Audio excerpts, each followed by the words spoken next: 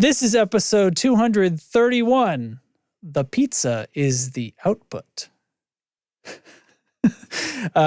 It's a yet another episode of the Tone Control, and ding or whatever. It's only me because Derek had to go away. It's okay. He's actually in this episode. Have fun.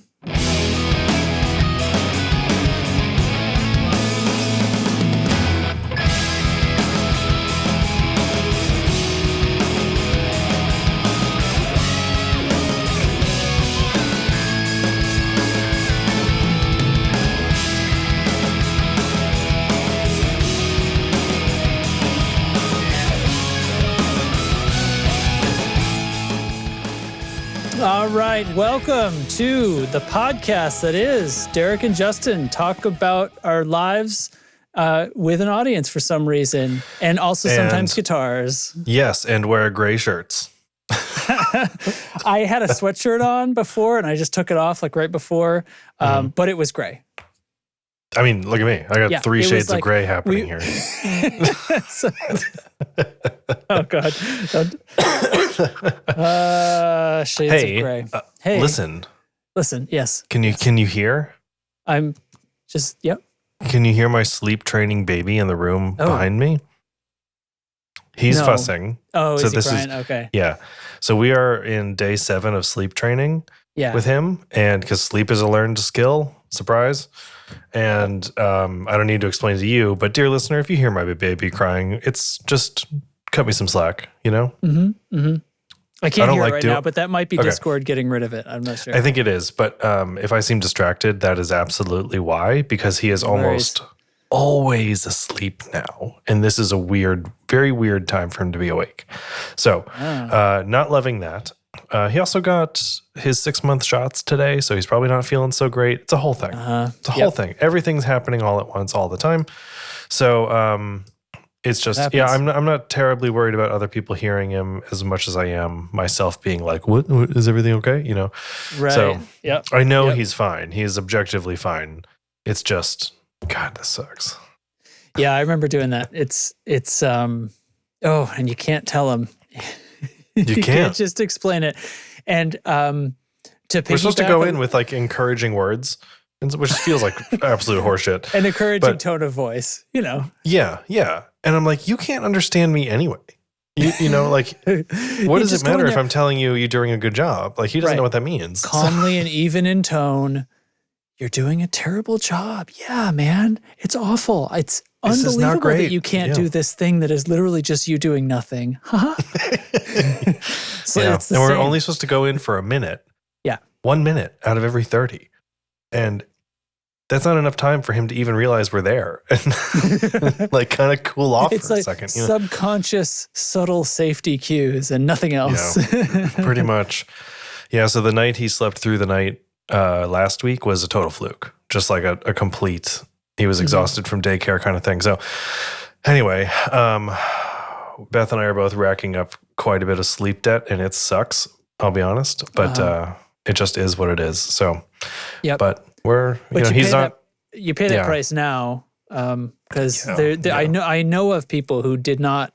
Who it's like, how can you do that? How can you just let them fuss, or let them cry or whatever? It's hard. Like I'm not. I get it. I totally get people who. I have not.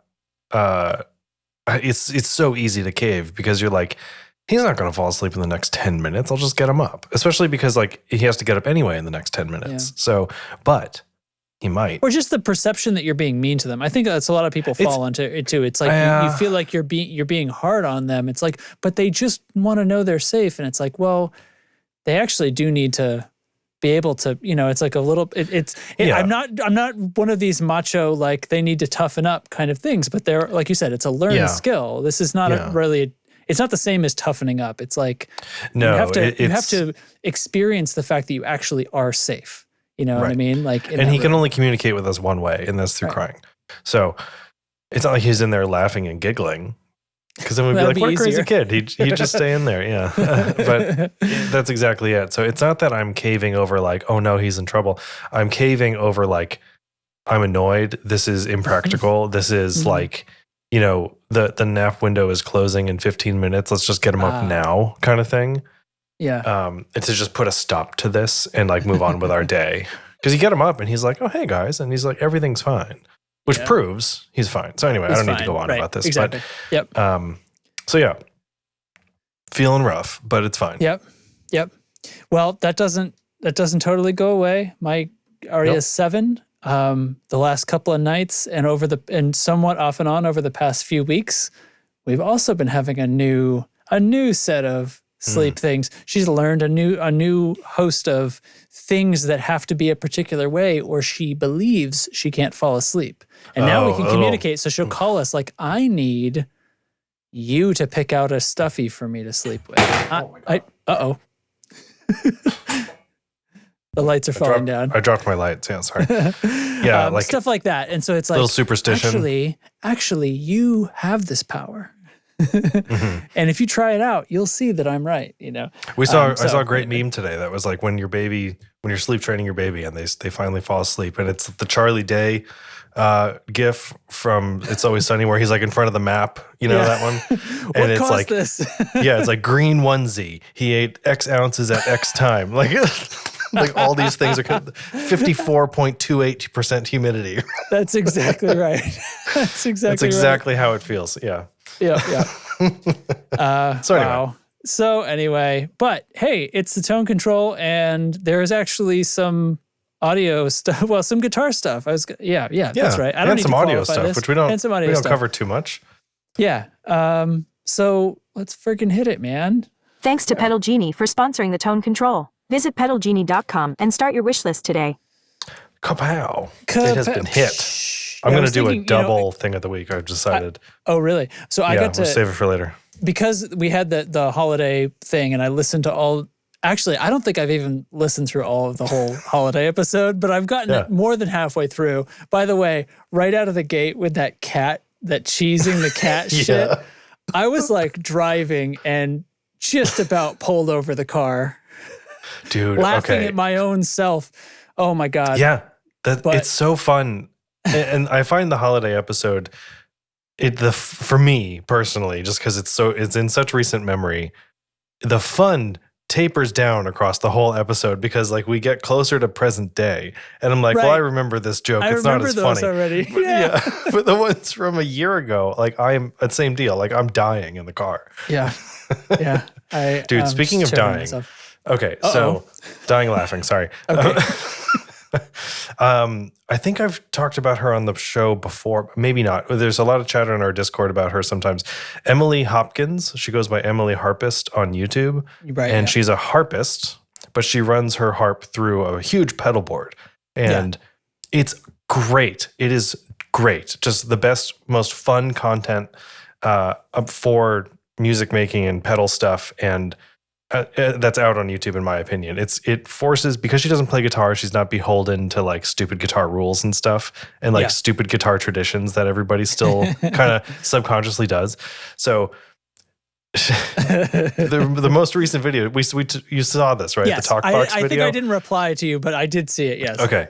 That video, I watched at least 10 times and was uncontrollably laughing each time. So I'm just here to say, like... Yeah.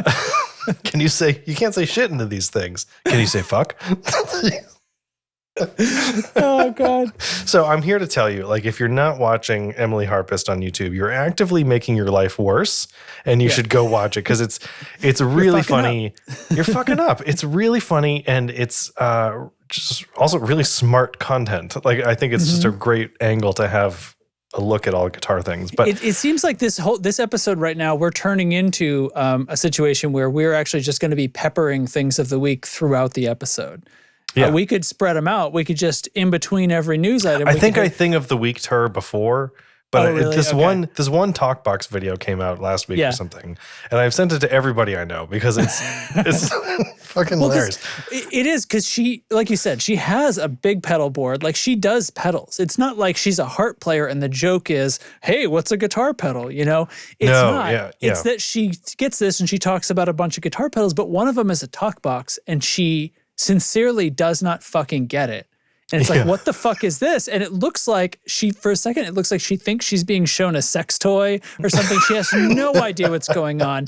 It's fantastic. And they have, it's that thing, the editing and the way they kind of set everything up. Like, it's clearly that their comfort level in creating this thing is what's causing it to be what it is, right? It's what is this? And the what is this counter, you know what I mean? And how many times is she going to say this? What is this? What is this? So, anyway, whatever. We could just spoil the whole thing, but it's an early recommendation. Yeah. So that's my speaking of dying laughing story. Yeah. Get you. I get it. Should we get into stuff? Yeah. Absolutely. Oh, excuse me. Whoa. All right. Beer.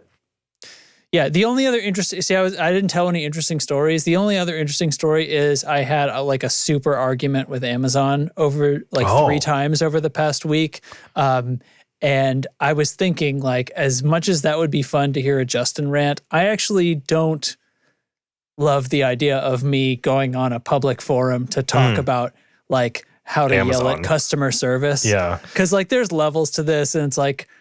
My beef is not even necessarily with the person I'm talking to, although it sort of was a little bit in this case. Okay, it can be and it can't be in certain other cases. So anyway, whatever. I'm still an Amazon customer. It's just, of course. Anyway, whatever. Yeah. So I deleted my Twitter account, and the thing I miss the most is getting a hold of public customer service accounts, because it was the fastest way to do anything like that. Because you would publicly just tweet storm them. Right. And they would always snap to fix stuff like that. But yeah, anyway. Want to talk about microphones? Yes. Let's, it's been so long since I've done any of these sound things. I'm just going to play an oldie.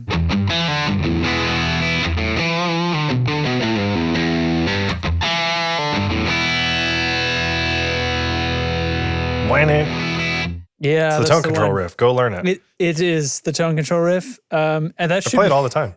That should be in riff of the day, like every day. Good morning, tone control riff. Good morning. In fact, you should have to open and close your riff of the day with that. It's actually the bookend. It's how you. Yeah. Oh, okay. It's like like raising a flag. You know. It's like aloha, right? It's like, this is our vernacular, right? This is how it means hello and goodbye. Exactly. Okay. Anyway, first news item, and Derek put this on there, so this isn't my fault. Well, it's kind of your fault. What? I don't know. So I forgive me if this is already like that we know about this already, but I've never heard of this before. And okay. Yeah. So what's new is a new particular mic model. The sort of a smaller, less more cost-effective version of this is what released recently. So this is a UAD. This is a Universal Audio product. And they've been getting into microphones. I don't know. The other thing that released sort of recently, back before like Black Friday and all that, they had a line of standard microphones. These are modeling microphones. So UA is into expanding their hardware line. They're into microphones now. They have like sort of a copy of the basic types of mic you might want. They've got their SM7 copy. They've got their pencil condenser copy, and then they've got a few large condensers. Okay. So the headline I caught was like microphone modeling, and it was like in the context of guitar amp modeling and stuff. And I was like, oh my God, I had this like, duh, oh my gosh, why haven't I thought this could possibly even happen moment? And I threw it in the show notes. So sure. I figured you had seen it, but it's I'm having that thing where like the first time you hear about guitar amp modeling, you're like, that can't work. But I know it does, and I'm like having that now with microphones. Like, that can't work. That's different. No. Yeah. Well, okay. So this is years old. Not the UA. The UA product is younger than that. But this goes back. The first big one that I heard of actually was from Slate. So this is Steven Slate, who is famous for drum software, and then started getting into just a whole, you can basically buy into their subscription program, and it's all the mixing tools you'll ever need in software. And now he's modeling rooms, mix rooms on headphones, and that's the new thing. So anyway, but they made a modeling mic, and... Try to keep up, Matt. This is literally what Justin just said. Yeah, that's right. That's right. Yeah. So see, Matt knows about Siemens. Sorry, I'm just trolling in the chat now. I'm not sure. I mean, yeah, it's like a long time. Yeah, 10 years. I might have guessed something close to that. Yeah, I don't remember. But so they have a set, like they have a small diaphragm mics and they have a large diaphragm mic, which was their original. They have a whole suite. They have an interface that's made to work with it. So like it directly interfaces with their modeling mics, and it's specifically like the preamps are even part of the modeling chain at that point. It's really severe. Likewise, UA, and actually they're not the only ones too, because there's this other company called Antelope that does the UA kind of thing. Like they have onboard processing on their interfaces. They also are getting into some mic modeling. Anyway, so the UA one was created by this company Townsend Labs, and it was actually a separate product at first, but then they're basically partners with UA at a certain point, because they made the plug-in portion of it. Basically, there's a hardware portion that is the microphone, and then there's the software that interfaces and creates the model with what it receives from the microphone. That exists either as sort of a standard plugin or as a UAD plugin that will run on the UAD hardware. Okay. Right. So that's why this is sort of like it's like a partnership kind of thing. At this point, they're behaving as though they own it. They don't even mention Townsend anymore. So they may have just bought it outright. Okay. So this is me not paying attention to this part of the industry. Which is whatever. You don't record with a lot of microphones. So why would you have, you know what I mean? Because this is a studio tool. This isn't something I mean, a person who's just recording themselves, they could get a lot out of this in a sense. I almost feel like they're sort of a target market, but I feel like it would be like a singer-songwriter type of person. Yeah. If this was your, like if you didn't have microphones before and this was going to be your one microphone, this would be a great choice. You know what I mean? Mm-hmm. So what's the deal? So the deal is it's a purpose-built microphone. They are they're rather expensive, really nice condensers, and they're specifically tuned to be very flat and predictable. Okay. So that you can then turn around and you have this known commodity coming in, and then you can apply essentially, why am I forgetting the word? Like when you model a cab or something, right? Like an algorithm essentially, or like I mean like a impulse response. Yeah, it's more complicated. I think it's a mix of both. It's algorithmic and impulse, but you're basically doing an impulse to alter the frequency response. But there's a little more to it with a microphone, because there's also the pickup pattern to be considered. Because right. So when you just mentioned that, the first thing I thought of was how Kemper captures models, where it sends a known signal and listens to the difference. So it's not quite that, because it can't send and listen back. It's part of it, but even Kemper does a little more than, right? Kemper does, it sends a sweep, but it also sends some other things, and then it lets you do some tweaking. And it wants you to do it at certain gains and things like that. Yeah. Like there's a whole suite of things that it then algorithmically combines to create the result, right? Right. So with these microphones, they're dual element mics. So they're essentially a stereo microphone for the purpose of, and not just because like any microphone, actually the diaphragm's hearing from the front and the back. That's how they create pickup patterns. It's how they wire those two diaphragms together. That means, the sound that hits it from the back cancels out. Because of the way those two things are electrically combined, to form the signal. Well, with this, it's actually, it's capturing two signals. It's capturing a front and a back, and then in post, and can they show me, like you can see, this is a YouTube video here. So you see in the software, part of what you're visualizing and manipulating is the polar pattern, and you can see that shape. So you can, while you're recording or after the fact, change the polar pattern of what you record. Right? Because after the whole time, is super interesting. It's actually captured a stereo signal coming in, but it's front and back. It's not left and right. And so then the point of that is like the raw input is two channels, and then the software combines those in a clever way to extract a polar pattern in the same way that it would have happened in hardware on the microphone in a real mic, right?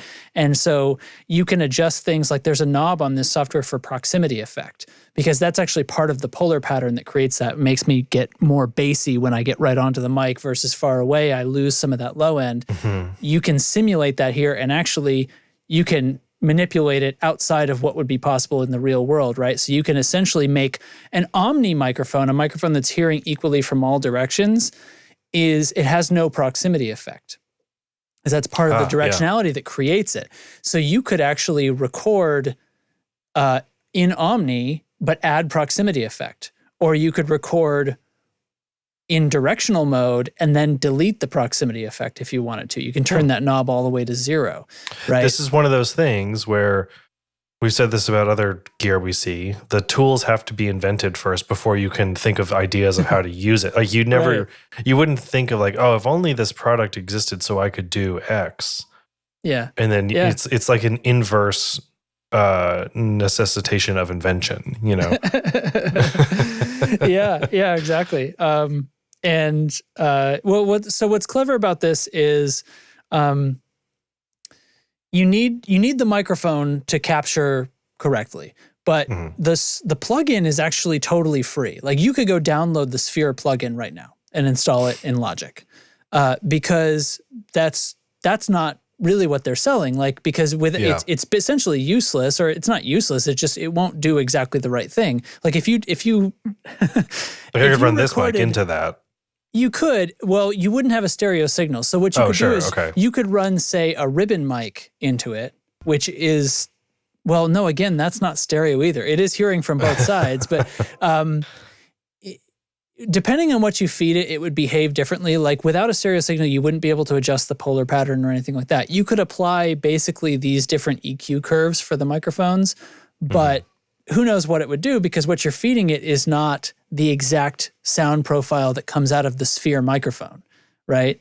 So, it would do something. Yeah. Anyway, I've never had my hands on one of these microphones personally, but I have worked with it because I've gotten tracks to mix from a studio that was using one of these. So I actually got, the vocals were actually all done with the Sphere microphone, and they just provided it to me raw. And they said, just go, oh, this is Sphere. And I was like, oh, got it.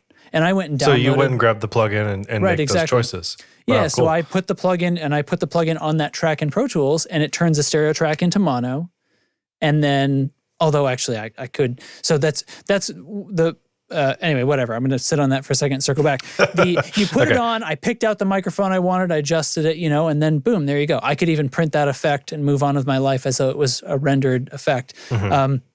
What's new as of just a few weeks ago, I can't remember exactly how new this is. So this is the Sphere DLX that we're looking at. That was sort of the...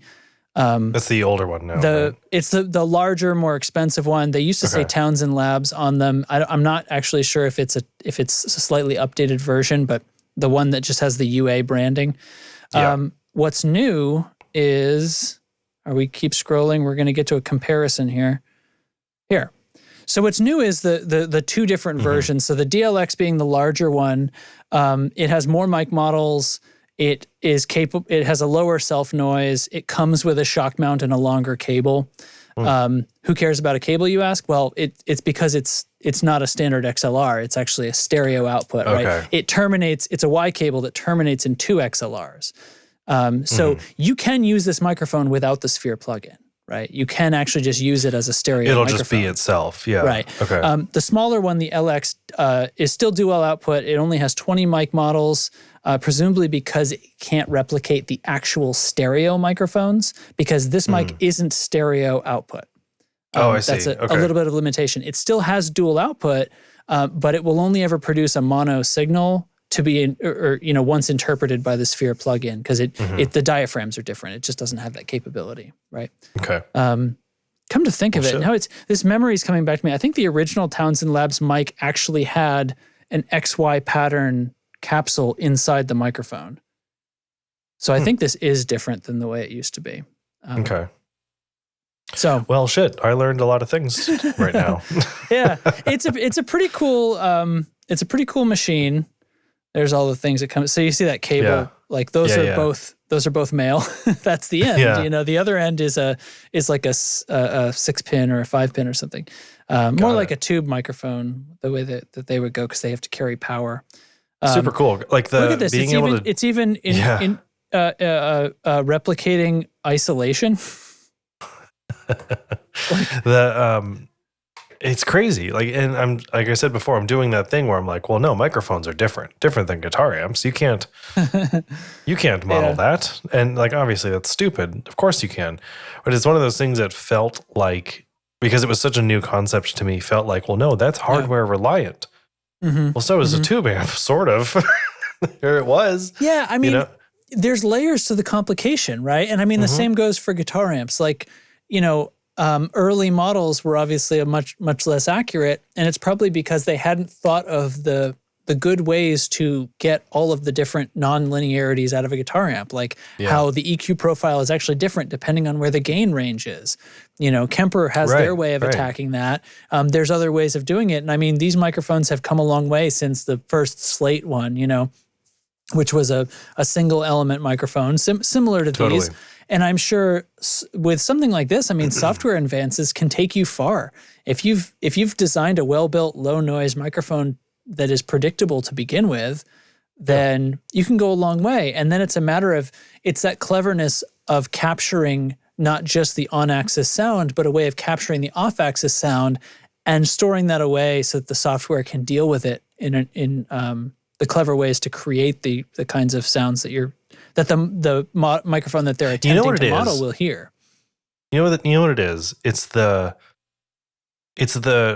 Matt's message in the chat just made me think of this, that the microphone in the equation of guitar amp modeling, the microphone here is more like your guitar pickup, which is still something that is not typically modeled. Like there's things like Fishman Fluence, but the microphone is the equivalent of the guitar pickup, you could say. And, like you send that into all these modelers that do other things. It has an EQ profile, but that's not all, right? It has all these other characteristics, including the physical characteristics, the magnetics of what happens with different. And I think that's why my brain was like, this can't work. Like this, because it's the wrong end of the equation. But it's still, Fishman does it. Well, okay, is this a little bit what Line 6 does, though? With Variax? Yeah, Variax, exactly. So this is a pickup, but the connection to that pickup isn't, two wires and a voltage. It's Ethernet, right? And they're carrying, there's a lot more to it. I don't know a ton about Variax, but yeah. I mean, okay, so it's different, though, because what Variax is doing is producing MIDI, right? Does it produces audio as well? I think it can default back to just a regular guitar. I think it'd be crazy if it didn't do that. But it does or can do MIDI. Again, I don't know a lot about it. Matt's about to answer us. It has, there is a Variax input on the Helix that is like a separate thing. Right. So, and there's a whole other world of Helix with Variax stuff where you can like assign different strings to different stuff in Helix. So like, because it's interpreting in a MIDI, either MIDI or a MIDI-like way, the note information, and volume and stuff like that. And then, of course, there's also a guitar jack, on the instrument as with well. the Variax, it's the pickup in the saddle, or whatever is in the so it's one per string. So it's not just the note information that is going to the jack. It's the note information of like, if you play like a C2 on this string versus a C2 on a different string, that is different information. Oh, because it's receiving it physically from the string. It knows the difference. Yeah, so like your 7th fret E string is different than your 3rd fret A string. Even though they're the same note, it's a different thing. So anyway, this is cool. Yeah. This is very cool. So I mean, that's UA's... UA's been just dumping us with products. I mean, for one thing, going native with Spark, their plugins now run an ever increasing amount of their catalog is being converted over to Spark so it can run native instead of needing their DSP, which of course we saw coming down the road when they released the Volt interfaces that don't have DSP, right? That's right. I remember those. And I am of such mixed mind about it because on the one hand, like I've seen the performance tests and like a Mac Mini or whatever that can run so many more of these plugins. It would cost you like $4,000 worth of UAD DSP to even approximate that with no problem whatsoever, just on that CPU. But on the other hand, I love having DSP in my interface because I don't have to think about latency. I don't have to think about people's headphones sounding like a tin can and stuff because their voice is delayed back to them and things like that. I value that tremendously. But once I'm mixing, I don't care. So it's like, it kind of goes both ways. And then, the microphones, like I said, these Sphere microphones that they're now branding on their own. And then they have a suite of other microphones, which again are they're copies of, a 251, a U87, a U67, an SM7. Matt's saying in the chat that Variax is just a piezo capture. And it does everything from saddle, pickups. it must be per saddle, right? It is because wires, because you can set up your Helix to basically be a guitar, turn your guitar into a B bender or a G bender or something like that. So the expression pedal will raise your B string by a fourth or whatever you have it set to, without actually tuning anything. Which is without having bananas. like the strap button manipulation business. But craziness. Yeah, cool. Yeah, all right, pretty cool.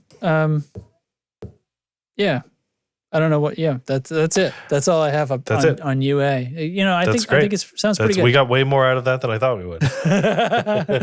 All right. What's next? You said. Do you want to stick? Justin's going to talk about. Let's break this up a little bit. Do you want to stick Pedal Genie in here?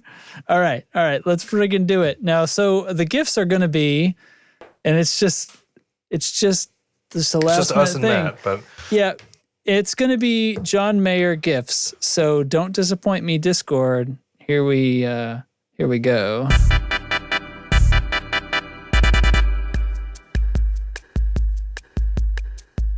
Pedal Genie is like the Netflix of guitar pedals. Rent any pedal you want for as long as you want, for one low monthly price. Shipping is included and there are no late fees or time limits. With over 1,500 pedals to try from nearly 100 different manufacturers, Pedal Genie definitely has the gear you want to try. Subscriptions start with Flex at just $22 a month. Try out one pedal at a time for as long as you want. Send it back when you're ready for the next one. For only $47 a month, the standard subscription includes shipping, so you could have a different pedal every few days. If one isn't enough for you, Pedal Genie Pro gets you 3 pedals at a time for only $77 a month. Shipping included. There's a subscription for everyone, and best of all, your first month is free. If you find the pedal of your dreams, the one you just have to keep, Pedal Genie will offer you a buyout option. Prices vary with the length of your membership and the type of pedal, but you'll definitely get an awesome price for the pedal in your hand. So head to pedalgenie.com to fill up your wishlist with pedals, and they'll send out your first pedal ASAP. Pedal Genie.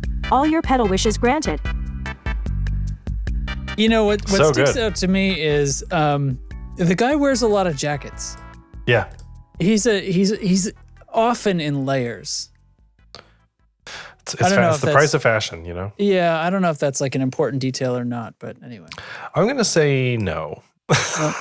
No, we don't care about that. We don't care for that. Okay. I have a Pedal Genie story. So what happened was, if listeners remember. This is Montana. That's the reason for the jackets. Home of the jacket. So I remember I was like, I'm getting the Caroline Hawaiian pizza, and I'm looking forward to trying that out. And then it came, and it was actually the EQD Grand Orbiter in a box that said Hawaiian pizza on it. I was and we're not sure who was playing a trick on whom. Right. So I emailed Pedal Genie, and they're like, oh, okay. Don't worry about it. We got it. I was like, okay, great. So then I sent it back. You don't think I stole your because that was kind of like, I didn't want to like make it a thing like, hey, we got the wrong pedal back. It says on the box it should be this, So I get an email, your next Pedal Genie shipment is on the way. I'm like, hell yeah, let's do it. And it's the Chase Bliss Habit, I think, or the Mood, one of those two. I can't remember. And I was like, rad, looking forward to trying this out. And what shows up? The Caroline Hawaiian pizza.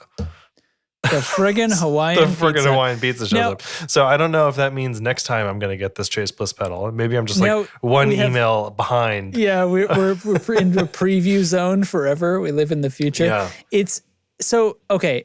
Did neither of us ever have this pedal before, or did we have the pedal, or did we just talk? No, we talked about it. I think we talked about it on the show because he did a special run of these to support Ukraine. And it was based on the this. colors and yes. Okay. And we were like, we were trying to figure out what it is, and we came up with ham as the input. Yeah. Remember that? Because look at it. Look at it. It right is. there. I think if we didn't have the pedal, then we must have come up with ham as the input based on something on this page, which is no, there's nothing here. Yeah, I was looking at the owner's manual. Well, here we go. I can call that up. So the ham, the pig knob is the input. Oh, there it is. The pineapple is supply voltage, and then the pizza is the output. And so it's a fuzz. Pizza is the output. Is interesting. Pizza is the output. Yeah. Yeah. Is the output. This is the first time question mark that we've done. We could have done a callback title. We can. That would be great. We can. Yeah. Full circle. So it's a fuzz pedal, and so the input, output, and supply voltage give you these basically infinite combinations of super weird sounds, and you can do a lot of absolutely crazy shit with it. So I like it a lot. Supply voltage. This is basically battery sag, right? Is that what we're doing? Do we have? I believe so. Plus on the supply voltage, you think? Or let's find out. So I here's don't know everything. How we would know. Here's everything at noon. Here's first of all, here's my. I'm playing through a JTM 45.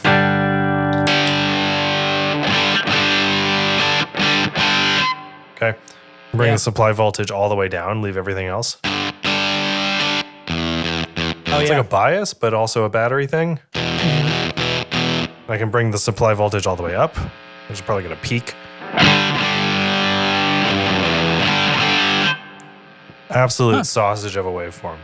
So I bring the output all the way down, and you can then bring the input all the way up. Or I need a little bit of output, obviously. So it actually zeroes out. Yeah. So you can get some big muff stuff.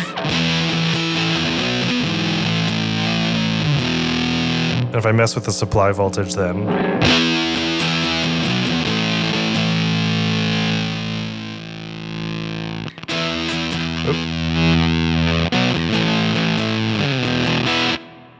Right? Boy, this is the right place to put a voltage control, because I've had distortion pedals that had a voltage control, like tube pedals or something. And the answer is there is a spot on that pedal where it works the best with that tube, and that's it. You stop touching it, Whereas with a fuzz, that's like half the fun. I feel like I couldn't probably get along with a fuzz that didn't have a voltage. Yeah. And so you can get this really starved thing for a weird effect, but then you can also make it a really usable rhythm or fucking lead tone. Right, depending just a regular on what you do fuzz. With those other knobs, you bring it back into the range where it's cool. So here's input down and output up.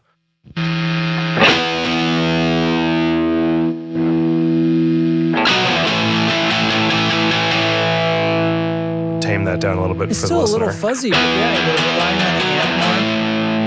Right. And so then everything therein, you can do all kinds of...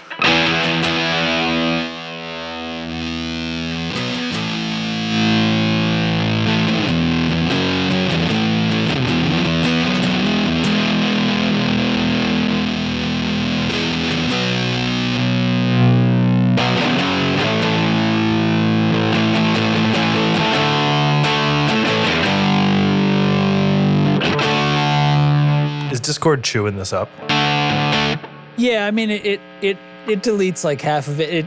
It's whenever you change the tone, it comes back, and then Discord's like, "There's no way that's correct," and turns it off again. I get the idea.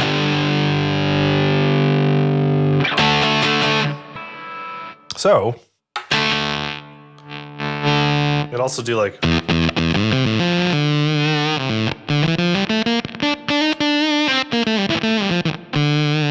super zippery, Velcro-y, gated. That's exactly it, because there's so many fuzz pedals that, obviously this is not exclusively the only one that can do this, but so many where they're good at that, but they're not good at anything else, right? It's they kind of have the one thing. You wouldn't play because what it does is it cuts your sustain. It's gating so hard that it'll eventually just stop, even though my guitar is still ringing.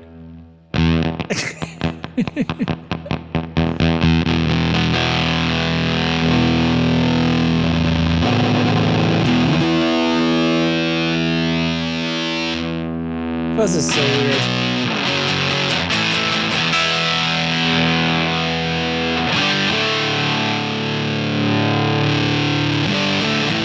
So it makes the input almost more like the fuzz control because it's how much you're sending into this thing, you know? But if you... My baby stopped crying. I wonder if he's actually asleep.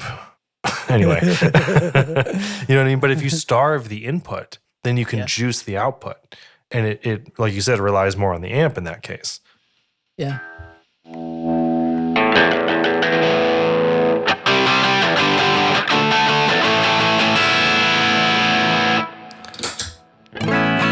Cool pedal.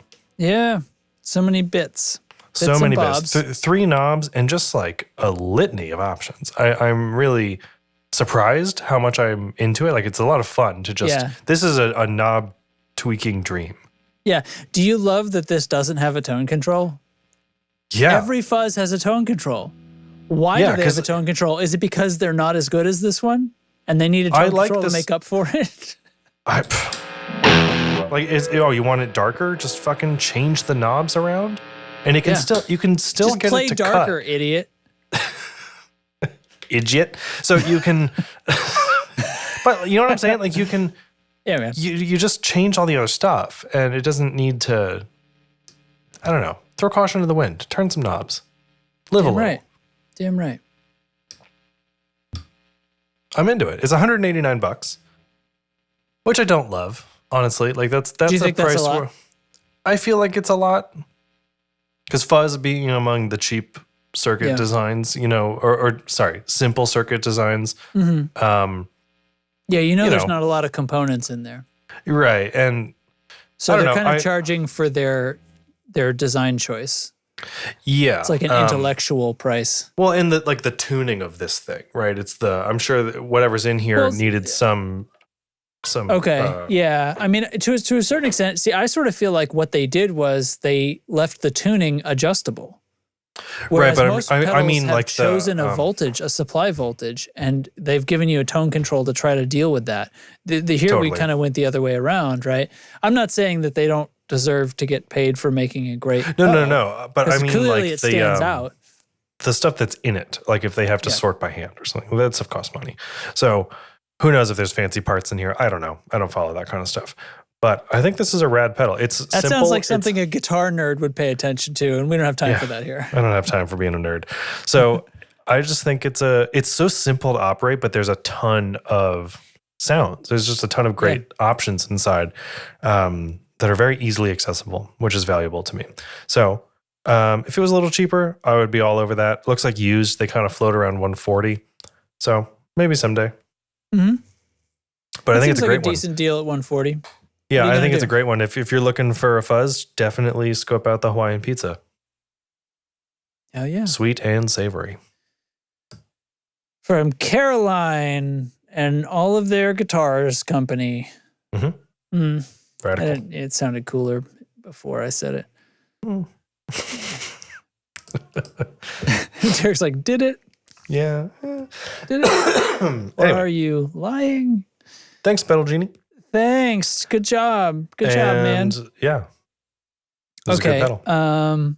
Let's go on to another thing.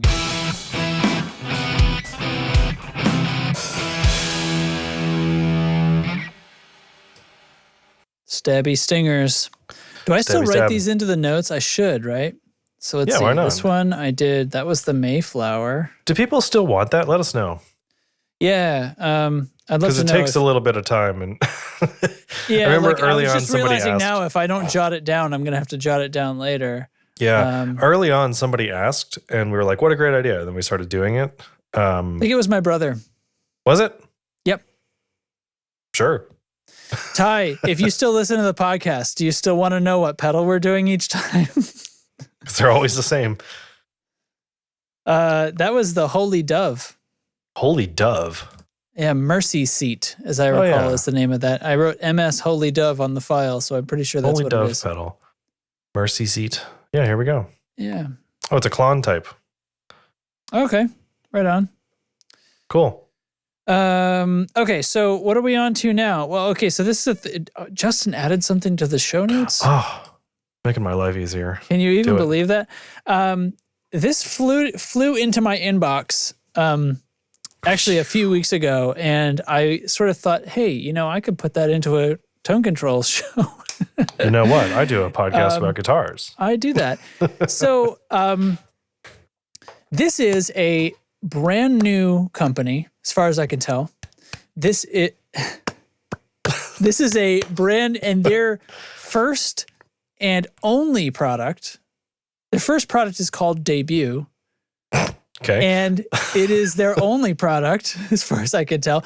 This company seems to be two Brazilian brothers. And anyway, so it's called Audio Singularity is their company, and they made this thing called Neuron Tube Debut. Okay, so the conceit here is they are doing guitar amp modeling with AI/machine learning, and you know how those words sort of have amorphous and crossing over, overlapping definitions, and nobody knows exactly what it is if you're not an actual expert in that, and there is a sincere difference, but yeah. Who gives a shit? But marketing. So I don't exactly know what that means here, except it probably means that they trained some AI on the sounds of some amps and then told them, do that for us, please. And presumably tweak the results. So anyway, they've created this thing. It's completely free. So here we have a new company that's making audio software, guitar software in this case, plugins and standalone. It's both. I did install it. It's completely free. It's their only product. So I guess this is what you would say a loss leader is, right? We're just putting ourselves out there. Okay, so what is this thing? It is an amp modeling suite. It contains 2 amps. It contains the Soldano and the Laney. Is that how you say that? Laney? Laney, yeah. Yep. So the Soldano SLO 100, the Soldano you all know, and the Laney TF 300. Cool. So we're not breaking any molds with which amps we chose. Sure. But we're just doing it. It comes with a set of pedals. These are compressor. Also AI modeled. They're AI modeled after famous stuff. I don't know what exactly. So we could go and read through it. So compressor, distortion, chorus, delay, reverb. The compressor, let's see. It doesn't say that it models anything in particular. The distortion claims to be able to do a Centaur-like sound as well as tube screamery stuff and then fuzz. It's just going to do the whole fucking thing. Okay. It's got a switch on it, so there's apparently a couple of gain ranges. The chorus, distortion or fuzz, it looks like, yeah. Yeah, so anyway, so the chorus, whatever, and then delays and stuff. They're pretty simple little stomp boxy things, but they're built in, right? These guys consider that to be part of the thing. We've got the 2 amps that we talked about, the Laney combo amp, and then this SLO 100. I don't go crazy about either of these amps. Yeah, and then there's 3 cabs. So there's the Laney combo, the cab that actually was part of the Laney amp because that's a combo amp. Yeah. A vintage 30 412 Marshall, and then a vintage 30. It says American cab. I assume that means it's a Mesa. Yeah. Which makes, or maybe it's not. Maybe it's the Soldano cab. Did Soldano ever make their own cabs? Probably. I have no idea. Probably. Does. Yeah, I don't know a ton about Soldano. It's vintage 30s. Yeah. So I've never. Every time I've tried a Soldano, it's been in amp sim form, and I never really got it. It's talked about in the same breath as like high gain American. Like a PV 5150, yeah. I guess, but like it doesn't sound like that to me at all. So I don't know. It's fine. It can also be a hyper clean amp, though. I think that's the thing. And usually when you pull one up, it ends up being defaulted to super clean. I'm actually, all my Helix stuff is still plugged in. So I want to see if the SLO, here we go. So there's 3. So here's the thing. Let me spoil it. I can't play this for you right now because the way it loads up, it sort of tries to take over my audio interface, which I'm using to record the video and to record the incoming from Derek and all this stuff. So it will screw everything up if I try to pull it up. So I'm really just going to show you the website. But anyway, I've tried it. It does what it says on the tin, but yeah. Okay, so here's the clean SLO 100. I'm assuming a solo lead from Helix. Yeah, that sounds like an amp. It sounds like an amp, man. So then, of course, you can gain the sucker, right? I mean, so I can drive that a lot. But then there's also the crunch and lead channels. That's the crunch from the SLO, and then the lead. Okay, so this is what I remember. Like when, and I think they even say on this site, like something about, here we go. From the insane roar of American high gain to the British clean bliss, which I assume they're referring to the Laney when they say that, right? Because we're showing two bookends. What they describe is the insane roar of American high gain. That's not what you just played. I mean, what you just played was on the lead channel. Yeah, it could be, but I mean, no. I mean, no. I don't think that's high gain. Like, hang on. Am I wrong? Compare it to a 5150 or a 6505. You mean the same amp, Justin? Well, whichever one is in the Helix, I don't know. I know. I'm being a jerk. Hang on, I just got rid of this, but because it like if I was gonna say, oh, let's get like a high gain tone. So this is the SLO 100 lead channel.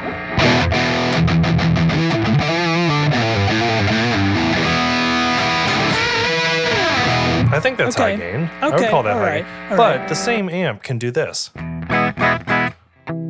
Yeah. Right? Like so I don't know. I mean, and then this is another, where's the other one? Okay, so here's a 5150. God, listen to how bassy the 5150 is. Yeah. So maybe that's what fools me is that these things that I consider American high gain, like a 5150 or a dual rectifier or a triple rectifier, like they probably have it's an evolution after the SLO 100 where we started to add a lot more bass and stuff like that. I mean, the Friedman is basically a Marshall though, so that's not really fair. Yeah. But yeah, I mean, I don't know. Okay. I know the SLO 100. Right. I think you're right to call me on that. I do think though, when they're like the SLO 100, then you pull up the plug-in and it's spanking clean. It's like, well, what the fuck? Like that's not really fair. Yeah. Well, so anyway, this is the thing. This is totally free. According to them, what's interesting about this is the artificial intelligence that created it. Okay. Or that they used to create it. I would say, like I'm basically talking about here because like they're clearly trying to put their name out there. This costs you an email address. So come here, make an account, download the thing. It's standalone. It's also in plugin form, so it'll fit into your DAW if you do that kind of thing. It's got a bunch of controls for the buffer size and all the stuff, all the things you would want. Input, it's got a built-in gate. It's got the amp selection. Then you pick out your cab. You can move. Each cab has a certain microphones that it was modeled with. Like there's something like 10 microphones in there, but they're not all with each cab. You know what I mean? Like the Marshall kind of cab doesn't have the U87 model attached to it for some reason, whereas the American cab does, et cetera, et cetera. But there's a bunch of different microphones and you can kind of move them. You can change the distance and you can move them a little bit. There's a little customization to it. It's got a built-in feedback eliminator thing. I shouldn't say that to guitar people. It's got a thing so if you fuck up your audio interface and cause a feedback loop inside your computer, it will mute it so it won't blow up your speakers. Good. And it's got a noise gate with the controls. It's the thing. So what do you want? You know what I mean? It's free. Yeah. And what have you got to lose? Yeah. There's all this other stuff. Like there's a lot going on in the guitar amp modeling world. There's Amplitube has a whole free tier before you get into the stuff you have to buy, right? There's a bunch of different things that you can get. With all the free stuff that you can, the light versions of all this stuff, there are so many goddamn amp models. And the thing that actually, as much as I was sort of complaining about the Soldano thing, these are famous amps, but they're actually not amps that I always see advertised every time. So I think like they actually set out and said, you know what, actually, we're going to pull out the SLO 100, which is often in these other sim packs. Oh, always. But the you know, it's the Vox and the JCM 800 and the dual rectifier. Those are the headliners. The twin reverb and yeah, exactly. Those are the basement. Those are going to be the headliners. And then, you know, when you buy the thing, then you unlock the Blues Breakers and the Soldano. Yeah, so like to my knowledge, again, I don't know a ton about the SLO stuff or the Soldano stuff, but Soldano. I always heard Soldano. But come to think of it, am I an echo chamber? They were the first, you know, air quotes, boutique amp. They were made by Mike Soldano. Okay. For you. Like you would send a check and then it would come back to your house one day as in the form of a guitar saw amp. one in real life exactly one time. When I was basically a kid, it was some band that my band played with. One of their people had a Soldano, and it was back in the day when the JCM like everybody 2000 had a JCM 2000. Exactly, that was the amp that you had to have when I was like 18 or whatever. And so we were like, JCM 2000s, fuck you. Actually, no, what happened was by the time we were old enough and had money, I wasn't the guitarist in the band, but they were like, actually, fuck that. I'm getting a dual rectifier. Yeah. And we were like, yeah, we're fucking punk rock. We're not doing what everybody else does. And then this guy has a Soldano, and we were like, what? Oh, and then I saw somewhere else somebody had a VHT. Yeah, And that band sounded fucking fantastic. And I was like, oh shit. Look at this. We thought we were bucking the trend with the JCM 2000 Dodge. And instead we didn't even, there's a whole world. We zigged when we should have zagged. Oh, shit. So anyway, that was a fun story time I just went on. I like it. That's great. So anyway, this is at, are we still talking about this? Can I put this to bed? Yeah, put that away. I was at a Delaney show because I was playing in the band. And one of the other bands, they came into town, like they needed local support and stuff. So there was like this thing, it was too many bands, shitload of bands. And so anyway, they get up on stage and they're like... support means how many can we invite to make sure there's at least 6 bodies in the room for every band? It was awful, dude. It sucked so hard. So anyway, this band gets up there and they're supposed to be like a big deal. And I had heard their couple of EPs and they were good. They were cool, sounded tight and all that. And they get up on stage and this dude's got like a Squier Jazzmaster through a 5150. And I was like, this is not what I was expecting this to be. You know, it's like this kind of skate punk sound. And like, what do you do? The 5150 and a Jazzmaster? Okay. And he started playing the main hook of the song I heard. And I was like, that sounds like the record. I guess you did it. Wow. Yeah. So, yeah, I mean, what's the moral of that story? It's like, do these amps really signify the thing that we think they do? Or did we associate certain amps with certain genres erroneously? Yeah, it's like the early 2000s and late 90s when everyone had a triple rack or dual rack. You know, like nobody had triple racks. Were you even in a band if you didn't have a Mesa dual rectifier with the tread plate? Right. You know, everybody had it. So it's like it's a status thing. Oh, sort of sidebar. I saw a headline the other day that PV is reissuing the 5152 from 94, 92. Twice as good. The sequel. Electric Boogaloo. 5150, then Roman numeral 2. It's not 51, 52. 52, right. They should have called it that. It's the 5152 colon it would have been fantastic. Well, the 2 was like an exponent, though. It was sort of like if it was a chemical symbol, it was like it was. Oh, yeah. It's like it's O2, right? It's 2 oxygens together. It's 251. That's what they should have done. They should have put 2 5150s in the same box. And it was the 5152. They use a 2 instead of the Roman numeral, and then it's proper chemical formulas. Now we know. You know, yeah. What we could have had. It would be what it would be. It would be a more stable version of 5150 that doesn't just break down in sunlight. Yeah, I'm going to do some quick math here. 51. Chemistry joke. Oh, you're going to... Or the PV 10300. That would be a good name for the reissue. Like we've done all the things, and now when we bring it back, we're gonna. What would you do? Like if they go to press with it and they don't say it's a reissue, right? They say it's just the new one. It's a sequel. They could call it Jesus. Yeah, like like Fender did that though. They had the American Ultra 2 series. Like the American Ultra came out a few years ago. Yeah. And then last summer or whatever, the American Ultra 2. Not those old ones. 2. We didn't change the name again, thank God. There's nothing past Ultra, right? 2. 2 is past. Ultra 2 is past Ultra. Anyway. Giga? Sure. I don't know. I think I'm mixing up my languages, my suffixes, prefixes. Let's It's not either. Tonewood? They're separate words. Okay. Let's do things of the week. Okay, things of the week. Let me punctuate this. Here's a weird one.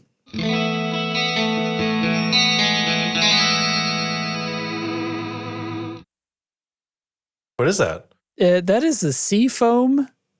Huh. I don't remember Keeley. who made the sea foam. I think it's Keeley. All right. Let's see. Yeah, it's the Keeley. Sea Cool. foam. I guess it was a tremolo. I think it was a chorus. Really? Because it sounded pretty tremolo-y to me, so I don't fucking know what's going on. That's fine. So, thing of the week. What? Oh, wait a minute. Can I? Oh, hold the phone, Justin. I wasn't even on the phone. You do your thing. I'm going to try something here for the players at home. Okay, go ahead. Okay. All right. I'm going to... Oh, shit. Hey. What's up? What's up, dog? This is my iPhone camera. That's my iPhone camera. I'm on my phone. Like, is this gonna work? Whoa. Okay. Yeah. Anyway, I did this because it's a better camera, and I want to show you my thing of the week here in a minute. So no, do it now. You're already okay. in. All right. Yeah. So it didn't take any time at all. This is I showed this to Justin a while back. This is a pen, and I got this for Christmas. Everybody, are you sitting comfortably? Yeah. So this is the Crush Metric pen. I went on and on about this in Discord. It is a pen made of plastic and aluminum. And when you, do I want to reveal the sound first or the look first? Because they're both great. I do them at the same time. Let it happen.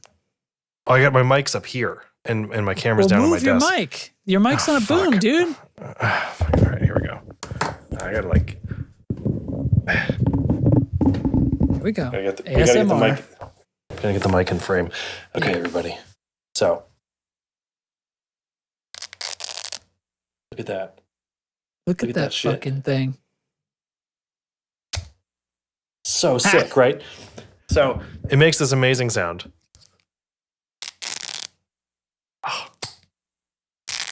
Oh man, it's good. But what's happening is this little, I'm not really in focus here too well, am I? But yeah, this pen, that's a good distance right there. Okay, here we go. So the pen is like a thin sheet of aluminum over some internal structure. And when you compress it, what you're doing is the whole pen I love how you can do shortening. it slowly if you try too. You can do it just by squeezing the two ends. Because what's happening... Oh, no! Yeah, so what's happening is the pen body is shrinking down. And that's why the click is like this lever action thing here. Oh, and so what satisfying. The ink cartridge doesn't poke out like a regular pen. The whole thing pulls back, right? So, and then you unclick it and it just snaps right back to being smooth. This is very hard to describe. So the aluminum on the outside, you're doing a great job. It crinkles down into a repeating pattern that becomes rigid, and it's repeatable and recallable and all that stuff. And then you unclick it, like you put the pen away for storage, and the aluminum becomes smooth again. Not creased at all. You could never tell it was fractured in any way. And it makes this rad sound. And it's really cool to just sit here and do it in your hand and just like, can't see it, but I can feel it, and it feels really good going kind of across your knuckles and stuff. So look it up. It's pretty affordable. They're like $15. It's the Crush Metric pen. That's the thing that blew me because like you described this to me and kind of showed it to me and everything. And it was like, Okay, that's awesome. And I know I know you're the type of person who when there's like a cool thing like this, Derek's going to find the cool thing, right? And he's going to be like, I appreciate the finer things. I'm a grown-ass man and I want this thing, right? If you had told me that was a $60 pen or a $100 pen, I really wouldn't have blinked very much. You wouldn't be like, wow, that's overpriced. $15. Yeah, the rest of it's plastic. I would pay more maybe if this bit was like machined or, some kind of other milled. Billet aluminum. Yeah. But it's worth $15 for that sound, man. I'm so interested. Like, it looks like it's going to last and everything. Yeah. It's refillable too. So you can take it apart and put a new cartridge in. If they're refillable, they're planning on the damn things sticking around. Yeah. Hang on. Crush. If you pull up, who is the guy that makes it? I can't remember his name. Well, I sure can't. Oh gosh, what is his name? Crush Metric Pen. I'm sorry, it's called the Switch Pen, and the brand is Crush Metric. Okay. So he makes the guy who does these. Here, I'll just post a link in the chat. He makes a bunch of things like this. The pen being the most like entry level and affordable one. But he makes furniture. He makes artwork out of beer cans and paint cans and stuff, and it all collapses and crushes down. Like this. Oh, they have a holographic He's got the version. same pattern on his little stools here. Yeah, so you sit on the stool. Sit on them, they crunch. Yeah. Oh my God. Go up to About, and you can see some of the beer cans and stuff. Oh, like he did this to a beer can? Yeah. This is not repeatable. And it becomes, it's this piece of sculpture artwork and stuff. And so anyway, look at that shit. What is this? What? And he does it just by pushing the aluminum with his hands. He's not even like tooling it or anything like that. If I play this, is this going to be a problem? I don't know. Let's see what happens. Oh. Look at him just doing it. I'm going to mute it, so hopefully we won't get any dings here for YouTube. Like, you have to understand so much about the material you're working with, This is so great. It's just called scratched and dented aluminum can. Like, that's the name of the art. But it's beautiful. It's a tall boy that he pushes into this amazing structure. Let's skip ahead a little bit here. Look at that. I'm still clicking my pen. I do this in meetings now. So he's got the first structure, and then now he's turning them into stars and shit. Oh my God. So rad. This is wild. So anyway, that's my first pick of the week. All right. Okay. In that case, so I was going to say, I picked up some headphones, and for my studio. So these I've had for it's going to come up on 2 decades at this point. My Sony 7506s. I love them. I'm super used to them. They're not the best sounding, whatever. I don't have to talk about 7506s. You're super familiar with them. Yeah, exactly. And what they're good at is being revealing. Like, they're not even super accurate headphones. They're good as monitors because I will hear problems. Yeah. They're very, they're unusually clear. They're actually lacking in bass response. Anyway, so for the studio, when people come here, I need to have them have something to listen to as well, right? And you don't want nice headphones, whatever. I'm not made of money. So you kind of get the kick around headphones. Well, I've made some mistakes in that department, and in the past, I've gotten some too cheap headphones, and they sound absolutely god awful, and it actually sort of becomes tough to make they need their mix to be pretty good to be able to perform right and stuff like that. So anyway, I've had some ups and downs, but I know you use Audio-Technica headphones. I do. You got M50Xs, yes, I believe, which are ATH M50X, yeah. Yeah. So that's like the good headphone from them, right? That's going to be like their price, competitor to the other good headphones out there. But so Audio-Technica right now, in my opinion, basically this is my find of the week, is I think they're basically killing it. They know what's going on in the headphone department, and you can basically pick your price point. And especially if you're going for a lower cost headphone, or you're trying to like add a couple of headphones that don't have to be critical listening headphones, pick your price point and buy and just get from Audio-Technica. So this is the M20X, which I think is kind of the lowest one. There might be something lower than this, but there's a 30. What we're sacrificing here, I mean, obviously it's probably got a similar driver. The thing that I notice about these compared to other cheap headphones is the cheap headphones, they start to lose all the high end completely, and everything becomes really muffled and unclear. Not so with these. Frankly, they're pretty good. I mean, next to these are obviously much more clear, but it's pretty friggin' close, and it's well within the zone here. This was like, I think they're in the range of like $30 or $40. I'm seeing them on Amazon for $50, but they're not the only game in town. I definitely got these from Amazon. I might have gotten a little bit of a deal. Maybe they fluctuate. Probably. Anyway, but in the price range that these sit, AKG has they're also another company where like their high-end headphones is like Sennheiser and stuff like that. Like their high-end headphones, undisputable. Like, you're getting something great. AKG, Sennheiser, Audio-Technica as well, all these companies. But when you start getting lower, it's like, where do we go? That's when it actually sort of becomes hard to figure out. Well, I took a little bit of a chance on this. I read a bunch of reviews. They don't have the fancy the silver marking. There's a lot less metal in this than there is in the 50s that you have. They don't flip around, all the other features. Like, does it have the detachable cable? It doesn't. So it's got a permanent cable. There's a few things that you're giving up, right? But like I said, pick your price point. The 30, maybe the 30 has the detachable cable, but is still kind of an all plastic housing, whereas these have more metal in them, But the fit is comfortable enough. I mean, for a cheap headphone, these are gonna not, I wouldn't kick them down the hallway or anything, but but they'll stand if they get kicked down the hallway, I don't feel that bad. You know what I mean? I'm not paying $100 or $200 for headphones that I'm going to just hand to whoever comes into my studio, but they're going to be able to hear shit. And all and make decisions about their songs and stuff. All my other headphones have lasted like in the between 10 and 20 uses, right? That's brutal. And frankly, like, I was trying to go cheap, and I was probably paying like $15 or $20 for a headphone. That's way too much to pay for something that is going to fall apart that easily. So like, this ought to be probably your minimum for the kind of thing that I'm talking about.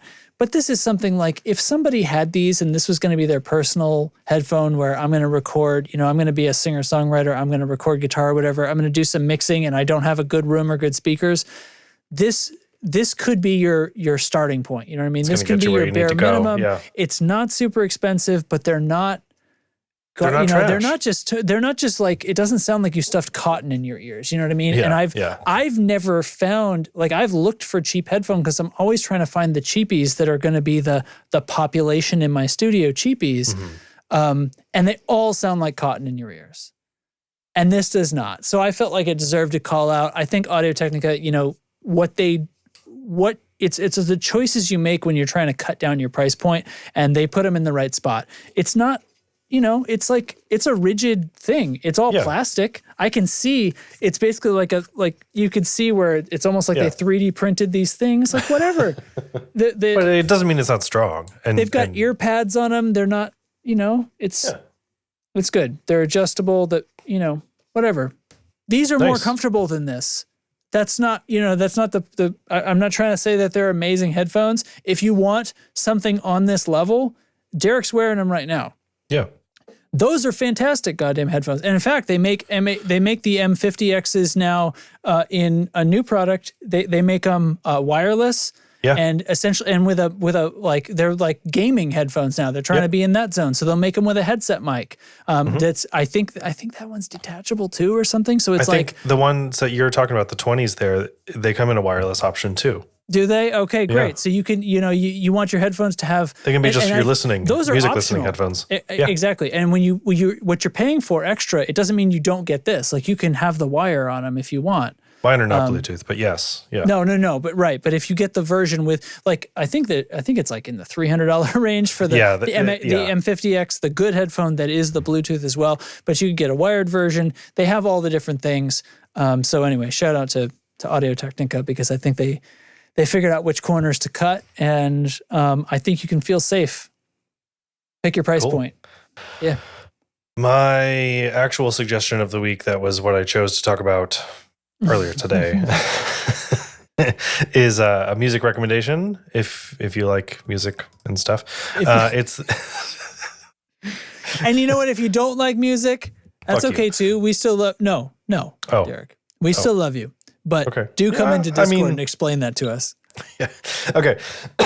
I promise we won't get on your case. I mean, me personally. Oh my God, Justin. Can't promise anybody else won't chew you the fuck out for not liking music, which is universally the thing that everyone loves. Anyway, go on, Derek. I got to wrap because my baby's still freaking out. Oh, sorry. Okay. My recommendation is the band SOM, SOM. And I saw them live. They're on this poster over here that I just hung up. It's metal, but it's like, I don't know enough about shoegaze to actually say that this is shoegaze, so I don't think it is that. But it's like kind of like in the way that Deftones can be like slow and sludgy and really melodic. It's kind of like that, but it's also its own thing entirely. So this album, The Shape of Everything, came out last year, and I've been listening to it a bunch, and I friggin' love it. It's so great. I saw this band with Caspian, so if you know Caspian. A little bit, for fans of Caspian, I guess you could say. It's not instrumental, so there are vocals, and it's heavy, but it's like soaring melodies and stuff too. And very cool, they also released an instrumental version of that record. So there's two versions out there on your streaming platforms, so you can listen to the original one or the instrumental version. And the instrumental one, music version.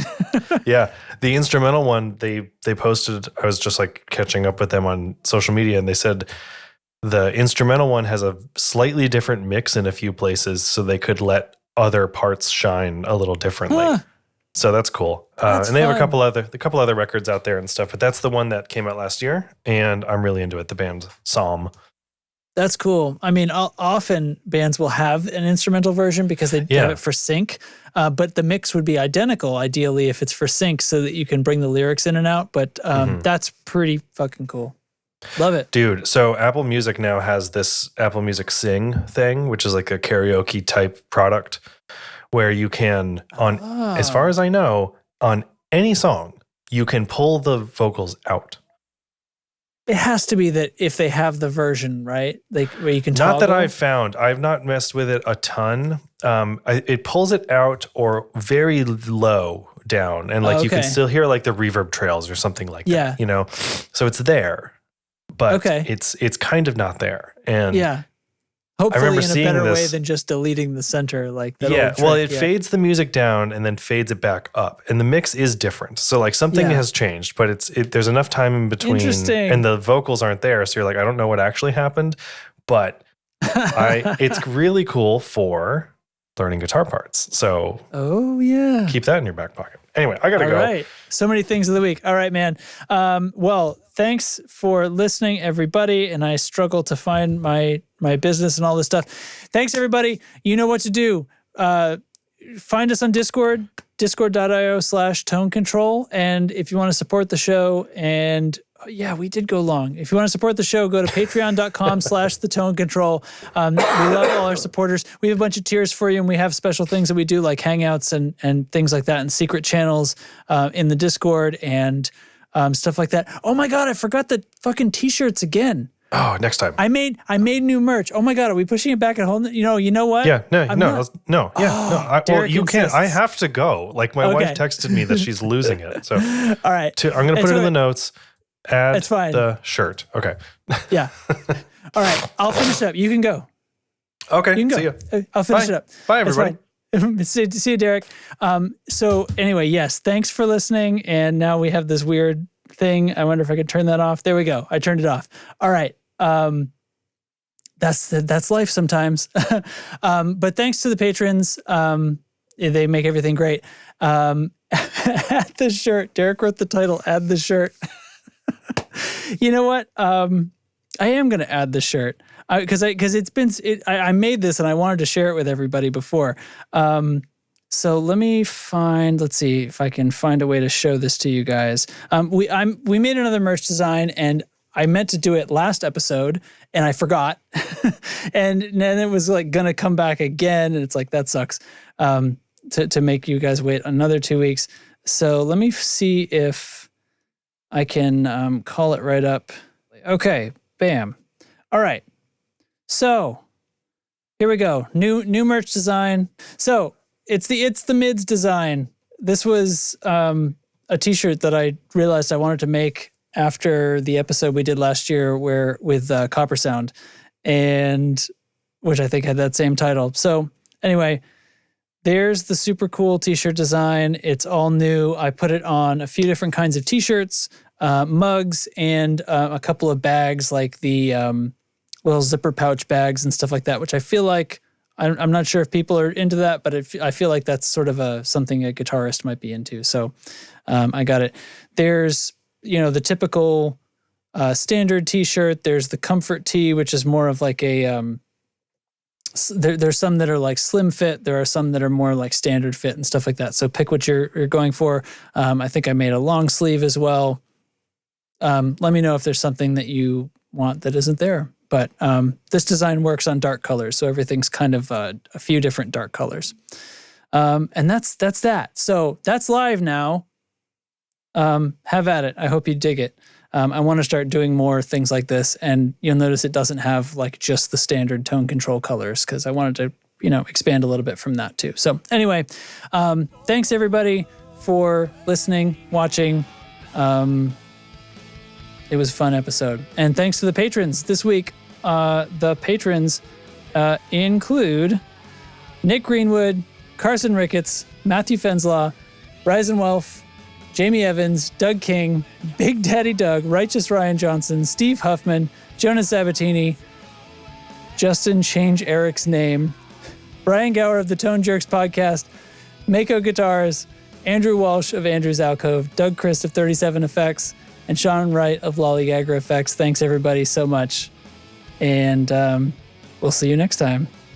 And peace.